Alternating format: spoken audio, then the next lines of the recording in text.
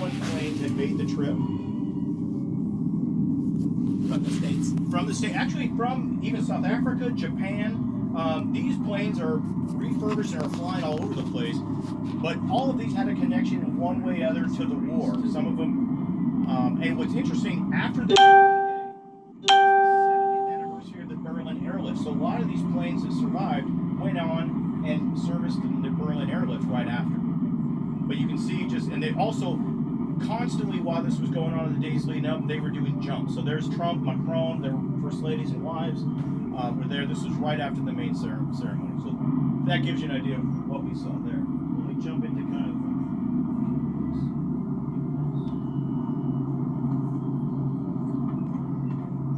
All right. So I'm going to go to the PowerPoint here, which is just an easy way for me to advance. So a line that I like to use is, I've made a career out of standing where I'm not supposed to stand, right? So a lot of times as a journalist, it's being there, kind of hanging on the edges, waiting for the moment something's going to go on, and being quiet, minding your own business. And when the moment happens, you stand up and you get the shot and you leave. That's kind of like my thing, right? So I definitely leveraged that when I was here and found it to be awesome. So kind of a quick overview. This was my wife and our press passes. Now I'm a legitimate employee at Channel 9, but I made these press passes. I went online and I ordered these 2 badges you see here, which really served me very well. When I went to certain places and whatever, and I showed this, because I don't speak French, we just showed these and they allowed us to go through everywhere we went. And what you can see on the left is my wife actually, I got her credentialed for the 75th, the anniversary at the cemetery, which was the Trump thing. Not an easy thing to do as far as getting somebody as far as the background check through. So my little cards I ordered online worked. Quick overview of the invasion, which I kind of thought was interesting. This area was basically Normandy, an area that's spread out between the naval landings, the bombardment, and also the airborne. But what I thought was kind of interesting, when you look at this size and space of where that kind of narrows down to us, that is the area of beaches. And when you look at it from Florida's perspective, that size is just about the same size as where the NASA complex is. So it's a very small area. And one thing I would say about this area, there isn't I-95, there isn't US 1 to get around. It's all teeny tiny roads, it's hedge roads, that sort of thing. So getting around and looking at this side by side, you can kind of see in the spacing of how that looked. And it was a very small area, but it was very complex. And actually, and of course, people were shooting our soldiers that were coming across. This was kind of neat. So from an aviation standpoint, these are 3 of the C-47s that came over. You know, they call them DACs. And the event was called DAX over Normandy, and the reason we call them DAX is short for Dakota. So the Brits, they refer to all these planes as the DAC. Now that plane you see up front called the That's All Brother, this is an amazing bit of history. Which one? The That's All Brother, the 3X. That plane led the entire invasion on D-Day. The same exact plane, restored, flew. So this guy was basically the belle of the ball, and everybody wanted to see that plane, touch it. Paratroopers wanted to fly in it, and that was... So in every formation, this plane led on. Hey Al, look at the domes on the top. Hey Bill, look, he's not inverted out of the water. Yeah, I said it was an observation, Bill. Well, so actually I learned about that. So the Tycho Bell is over at the Tycho War Brigade Museum, and you can go in there, you can stick your head in that dome, and they actually, that's where they took the navigation with the what's it called? The star. Astrolabe. That was legitimately basically to plot their course on the map flying over. So one thing you can kind of see on the next slide here, on the left, there's the route. So most of the planes all met in Oxford, Connecticut, Goose Bay, went over to Greenland, Reykjavik, Scotland, Duxford. When they were in Duxford, Duxford's version is basically their version of the Wright-Patt Air Force Museum. Beautiful planes, got a runway, a lot of flying happening there. A lot of World War II airplanes are still flying. Then you can see on June 5th, they formed up and they basically retraced the steps. What you see on the left is what they did on D-Day, and actually it was June 5th at 11 p.m. So it was accurate to the same day. Of course, they did the jump in the evening. A crazy thing happened that some of the French in Normandy love us, and they really do, but some of the farmers objected to our guys landing in the fields for this reenactment. So they had to scramble at the last minute and find other places for these guys to land. So there was a lot of snickering about that, but they got it all worked out. This picture here is an interesting picture for me. So I was at Point Du Hoc, and this is an example of where my press pass got me right up in front. This was basically a reenactment of the the second Rangers, which were climbing Point Du Hoc, and both those guys are modern Rangers. Just the guy on the left is dressed in the 1944 gear. But there was a ranger there that saw this shot coming, and he basically said, "Hey, Orlando, get over here." And he brought me over to the edge, and he let me get this shot. Now, what's crazy about this shot, I love this shot. I was very lucky to get it. I shared it online, and I put it on the public domain. When I put it in Google, I said, I want to share this with everybody. And so if you go to Google search images, and you look at this photo, you look at it today, this is what you'll see. Look at the top number as far as the traffic that this image is traffic. Holy cow. Wow. Over 25, that's a billion. And you can actually look at them all. So when you go to it and you see them, this picture has been modified and used in over 25 billion interactions. That can mean somebody saw it, posted it, did something with it. The U.S. Army took my photo and they posted it and used it as their cover page on their LinkedIn page and that kind of stuff. This thing went mega viral, and for me, this is that's my career photo right there. Just as far as there's nothing I'm ever gonna do that's gonna have that kind of reach. You can get $1 feedback on everything. No, Hey, you snapped us not realizing it was going to go viral, right? I still, honestly, I believe I would not take money for that, because that picture is not for me. And the reason how I got there and how the person that brought me to the line to do that, it's not about the money. Like my wife, when I said 25 billion, she was like, "Well, how much should we get from them?" Like, nothing. I mean, if you look at this is. She was down at Dillard's for 43 minutes. Yeah. If you go to Google, this photo is in the public domain. I mean, it is out there and it's free to use. So this is a cool story. This is Britt Slabinski, and you can see by the medal that he's wearing, he's a Medal of Honor winner, or recipient. I'm sorry, no one wins it there. It's a recipient. I also volunteer for the Navy SEAL Museum. I have an emblem on my jacket there. And they invited me to document some of the things they were doing while they were out there. And I knew Britt was going to be there. I'd never met him before. And I read his story and I saw his videos. If you look him up, he's a fascinating guy. But there's a specific mission in Afghanistan where he basically had to go rescue some downed SEALs and downed aviators. And he talks about what the Boy Scouts meant to him. And he basically, when they were down and they had the choice, they didn't even have time to make a decision to call back and find out what they should do. He and his SEAL says, "We're going to go get these guys." And everybody in, and they all said yes. And so he said, as he was marching up this hill and they were taking fire, he was saying the Boy Scout oath, "On my honor, I will do my best to do my duty," as he was doing it. So if you look at, so I brought him, I knew that he didn't know I was coming. So I brought that Eagle Scout badge and I brought a flag for him. And I gave that to him, saying that some kid would love to get that badge from you, knowing that you carried this, on the beaches of Normandy. So he was touched, and when he shook my hand, he gave me what I have in my hand, which is the challenge coin. And if you've ever seen one of these, the challenge coin works like this. If you shake somebody's hand and you feel this in your hand and you get this, you need to give them something else, or you buy a round of drinks or whatever it is. Well, you can see. So I was really pleased when I felt something in my hand when he shook my hand. That's what he gave me. You can see "On my honor" is at the bottom. Wow. So I took a bunch of flags with me. I went over there in 2016, and so I also went over there and took a bunch more. Let me sneak down here. So I did bring. Oh, let me hand these around too. So these are some of the challenge coins that I have. So I kind of collect these. This is one from Marine One.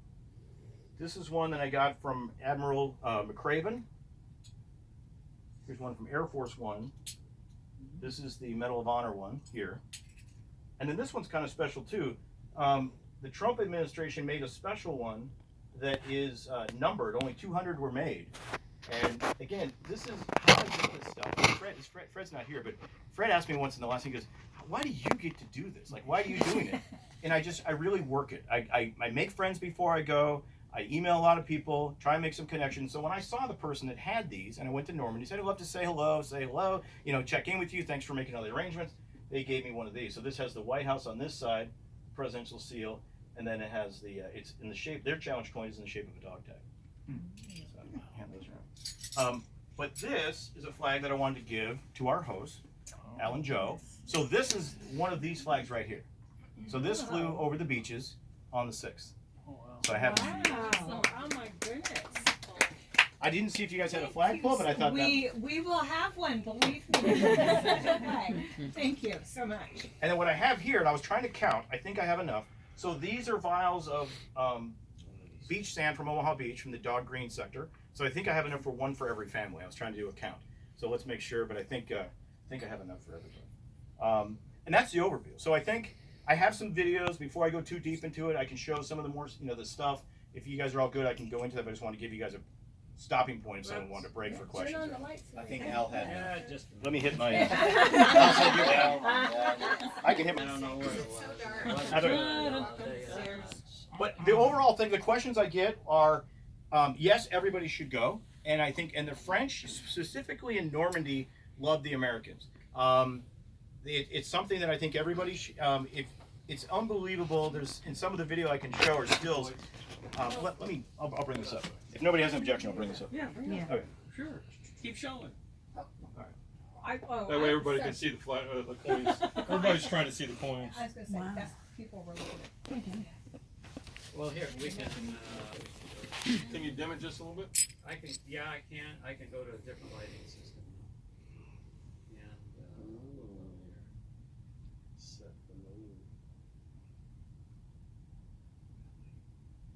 This isn't Fushi's photo collection, is it?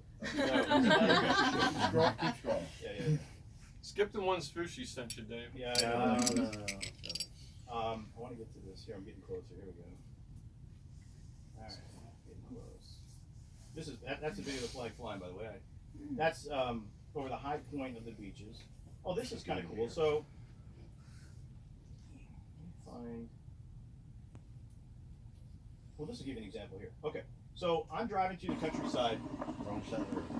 No, it's actually right side. But as you look, there are American flags everywhere. I'm in Normandy. I love this church, and you go through these tiny, tiny towns, and it's kind of hard to see there. Everywhere you look, people are hanging American flags, and it's awesome. So, just to reiterate how much they love and still remember what we did for them. Let me go to the. Okay, this was a shot. This was after the Trump ceremony. This is Melania, the president. This is the closest I think I've come. I've never had the president fly over me, but this is when it was over in Marine One going right over. And they were on the way to have lunch with President Macron. I want to show you. That's cool. Okay, so this is what I wanted to show. So while I was at the cemetery and I was waiting for the Trump thing to happen, I see this woman and she's struggling to take a picture of herself, kind of do a selfie, right? And this is a French woman who her family has adopted, you can see Bill Simmons, private, from Florida. And so I walked up to her and I just said, hey, can I take your picture? Are you having trouble? And she barely spoke English. I don't speak French, but we were able to figure this out to where she showed me this picture. And when I told her I was from Orlando, she thought I might know this guy. She wants to know more about him. Her family has been taking care of this grave. You can see this is kind of their title to his grave there. And they visit him on his birthday. They visit him on Christmas. They go there on D-Day like they were today. And she makes sure that his grave always has flowers on it. So the Americans are very much thankful for what we did there. While we were there. There's that picture blowing up. Let me go to, I'll show you, since I have good access here.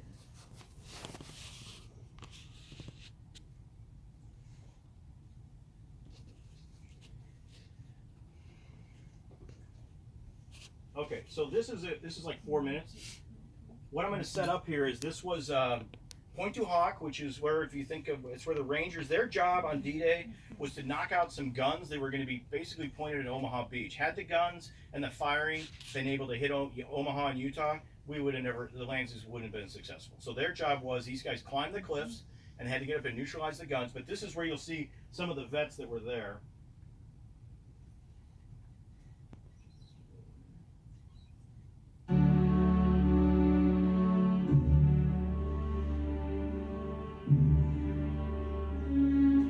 Not take my drone. This is I got this drone footage from somebody Today else. we climbed the cliffs in remembrance of the second time climbing the cliffs on D-Day.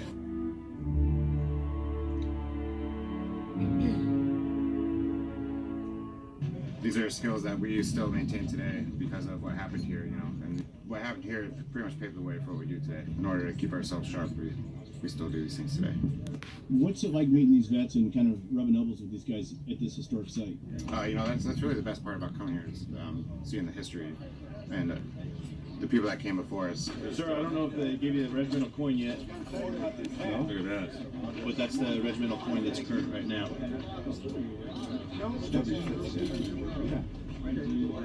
Yeah, I'll put that in my collection. Thanks for coming back here. It really means a Yeah, lot to us. I'll come back. Well, I probably won't be able to, but if I could, I would. I would. Wow. Really We just gave appreciate a that. coin. Thank you, sir. Yeah, well, I appreciate you guys so much. You guys are picking up where we left off. Yes, sir. Yeah. Thank you so much. Your best. Thank you, sir. Okay. I served with Second Ranger no, a couple years ago, so Oh, you did? I carried that one up the cliff today. All right. Oh, wow. That was Private Ryan, the Second Ranger. That's right. Yeah, we worked kind of together with the Second Ranger. So we would go to one bridge and they would go to another bridge up on the. Yeah. So we were brothers. We're brothers anyway. That's right. Yes, sir. Yeah. Yeah, that's right. Absolutely. Second Ranger. Yeah. Awesome. We can only hope that we are doing them justice with the way we operate today, you know, because these are the guys that really allow us to do what we do today. What does it mean to you when you meet men like this today? Well, it kind of brings back memories from the old days. They're taking over where we left off. And they look like they can do the job. What was it like seeing your boys climb the cliff today? Well, I didn't climb the cliff, so it's interesting to see how they do. What's it like coming back here for the 75th? Like it was for the 50th, the 60th, the 70th, the 75th. This is my 8th trip to Plant Hawk. There's one more. One more.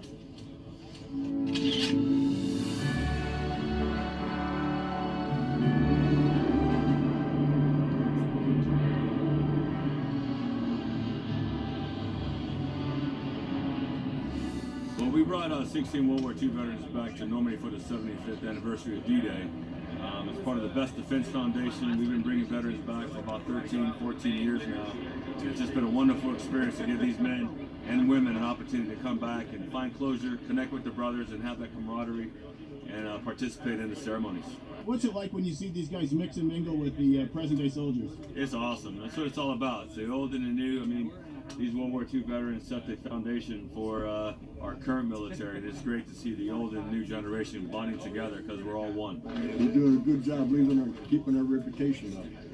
Appreciate it. And why do you do it personally? What do you get out of it personally? Well, actually, for me, I played pro football for 14 years, and I got this incredible platform to raise awareness and recognition for our military. I mean, being born in America is a dream, and I benefited from it. I never served actively, but I served in a different capacity by making sure that we recognize our military to know that freedom is not free, and everything that we have today is on the backs and the sacrifices of the men and women that served. You are among the very greatest Americans who will ever live. You are the pride of our nation. You are the glory of our republic. And we thank you from the bottom of our hearts. We know what we owe to you veterans, our freedom. On behalf of my nation, I just want to say thank you.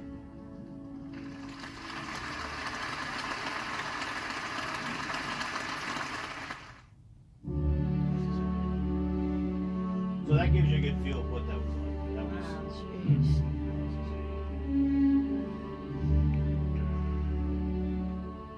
Today we. So a lot of those guys won't be back. You know, they've kind of said that they are kind of.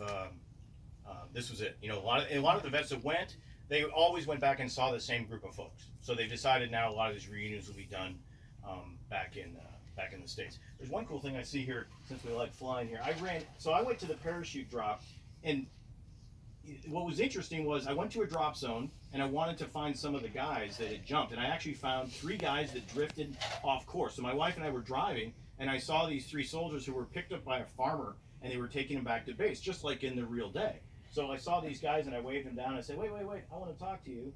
Let's see, where's the drop? see it better up there. Dax post jump. Here we go.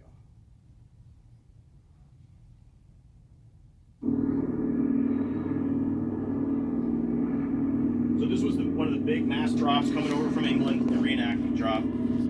Pretty far away. These guys landed, really far away. I couldn't see them. First time in France, did it just like they did 75 years ago. It's unbelievable. What was interesting is they actually had to have their passports stamped and everything when they landed. It was wonderful.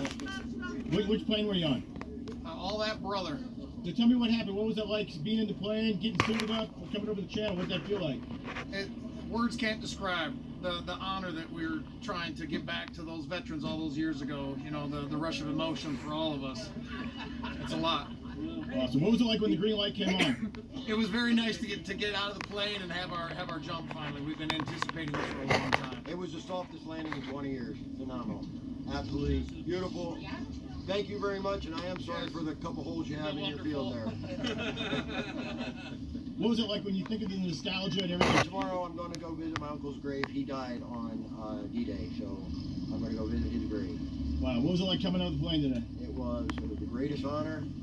This signature came from a 99-year-old paratrooper that jumped here 75 years ago. Wow, that's awesome. On this jump. Yes, so, Mr. Steer. That signature, this has been phenomenal. So it was cool. Like moments like that happened all the time. It was, everybody that was there for the same reason. They were either part of it, their family's part of it, or they were enthusiasts. So just a lot of, everybody was, even when things were crowded and people didn't get, you'd bump into each other. Everybody was kind of cool. Is there, you're obviously collecting tons of information and pictures and stuff. And there's lots of other people out there. Is your main place that all of this is going to wind up at? Okay, yeah, so put together and then, I've been shooting footage I love military history. So the National World War II Museum has a way you can submit your footage to them. So they're the best repository, and they turn this stuff into oral history. So what they'll do is they'll add, like even that guy that was mentioned, they'll go find his name and they'll attach that to his record. So if somebody searches it, that'll be part of his portfolio. So they interconnect, even like the guy that I interviewed at the wall, at the cliff, he'll be kind of thrown in there too. Here's kind of a cool thing. So the big deal, how I was excited about was this plane here is this is the Tycho Bell. They were going to go over, they were going to make the crossing. And unfortunately, 2 weeks before going, the board of directors at the Warburg Museum got cold feet and they pulled up and they decided not to go. The flight crew of this plane went, but this was a rehearsal jump in Palatka. And you can, this kind of shows you a little bit of what it's like. That's my GoPro on the wing. And it's a big deal. You have to be dressed in the 44 gear to be part of this group, unless you're a trainee. Because if you're not a trainee, so some of the guys but most of these guys take a lot of pride. They inspect each other. See, look at the vibration that this GoPro's taking right in the prop wash. Very different kind of vibration. That's all from the wash. But they follow the same sequence as far as when the guys hook up, 5 minutes out, stand in the door. Nothing has changed even with the modern day jumps. But they don't look that high either. This is about 1,500. And so the idea is you pretty much have like enough time to open your reserve and then land. I want to do this now. After watching these guys do it, it looks very safe to me. I feel, yeah, if your chute doesn't open, you're going to hang behind the plane. It's pretty much, after watching all these guys go over and over and over again, I don't think I can screw that up. So I want to try that. Well, it's been a system that's been used for a long time. Yeah. They have a boot camp, this group does. I'm wearing their hat right now. Where you basically do like a 4-day boot camp. You jump like 6 times, and when you're done, you're certified. Then you can do subsequent jumps. What I wonder is, how do you make it sound so simple? Oh, you just hang behind the plane. If it doesn't open. If it doesn't let go, you're just going to hang behind the plane. Maybe you can like reach up and touch the elevator. And then? And then pull. But anyway, They say what they tell you when you land, you'll kind of see it. They say the key is to look straight ahead. Don't if you look down, you'll tense up. You'll kind of be ready for it. But as you tell you, look straight, keep your knees bent, and they call it the PLF, which I think is parachute landing. You fall over. But This is at Palatka? This is up in Palatka. There's a couple airfields where they basically do this all day, and as long as the weather's good, they go. Very limited mobility under shoot. You know, they basically can spin around, but you can basically turn, but you're not going to move like a. There's the runway right there that we used to have Top Gun on. Oh, that's it, huh? This has nothing to do with the Sanford shooting and flying? I don't know about that. And I don't mean Sanford, the land. No. I don't know about that one. The DeLand parachuters. Airport where all the parachuters out of DeLand. Parachuters? No, parachute school. Yeah. School. At So DeLand. this is a video I did. If everybody's still good, I'll show this one. This might be it. So I became a volunteer for the Navy SEAL Museum about 5 or 6 years ago. I became a friend with a SEAL who asked me to help him on one of his nonprofit events. And then they knew I was going to be there. And so this is kind of a video that shows the history of the SEALs actually started on D-Day. Point to This High. explains it a little bit. On behalf of the National Navy SEAL UDT Museum and Memorial, we're delighted you could join us here this June 5th afternoon. It is gripping, it is memorable. This is a journey of a lifetime. We're happy you can see some of it on this video clip. The museum is going to be represented at the 75th anniversary of D-Day ceremonies because one of the SEAL's predecessor units, the Naval Combat Demolition Units, featured prominently in clearing the obstacles, the German obstacles that were placed in the path of the Allies as they came ashore.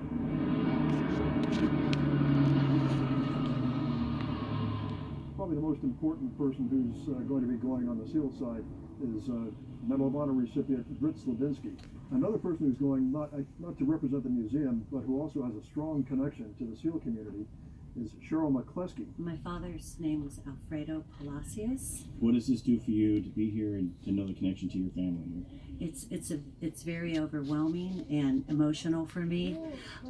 When my father reached Omaha Beach, he was part of the first wave that came in, and he was immediately hit in his arm. He passed out and came to, and he started running, and he was hit in the back. And he went, he was pulled underneath the cliff and pulled up against the cliff, and one of the U.S. servicemen put a rifle under his right arm while his left arm was dangling. And 6 Germans came over the cliff with their arms up, and they surrendered to my father while he was there injured. In the background, there were 3 Germans with their hands in the air walking right by it. You could just exactly find that spot. Our SEAL Museum group is going to have its own special historian, Joe Barkowski, and we're all required to read one of Joe's books before we leave. This is going to be a superb and interesting group, and it's going to have a good historical reach back because Britt's father was a frogman. Britt's been around for a long time, well over 30 years now. So Britt covers us up into the present. Cheryl's father, going back to 1944, has direct family linkage. I joined the SEALs Special Warfare back in 1966, and I served until 96, and my son has been a SEAL from 2000 until the present. He's a SEAL Team So 6 basically commander. we got pretty much Special Warfare history covered. And the other Normandy beachheads during Operation Overlord. It's going to be a very moving experience, and I think it'll probably be like going to Section 60 in Arlington National Cemetery. That's where all the special operations and other veterans, other men who were killed in the recent wars are buried. And there are some places in the world where the line between the living and those who have departed is very thin. Arlington, Section 60 is one of those, and I fully expect that parts of Normandy are going to be the same. There were 2 SEAL predecessor organizations. So that's my best of there. If anybody wants to stick around and chat, of course I'll stick around, but that's kind of the highlights. Fantastic.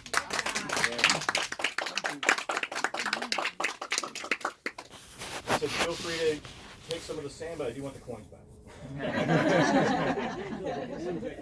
Too late.